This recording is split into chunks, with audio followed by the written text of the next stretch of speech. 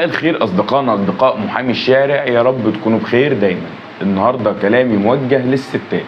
بص يا ستي، لو جوزك متعصب وفي بينكم ومن بعض مشكله، وكل مشكله صغيره بتبقى مشكله كبيره وبيقلب عليك الترابيزه وبيعمل الكلام ده كل شويه وكل يوم ويقول لك انت اللي غلطانه، انا عايزك اول ما يعمل كده ووشه يبدا يحمر ويبقى في الحاله المزاجيه دي ويعلي صوته والمشكله الصغيره تبقى مشكله كبيره جدا، عايزك تهدي خالص وتجمعي كل قوتك وتيجي قدامه وتيجي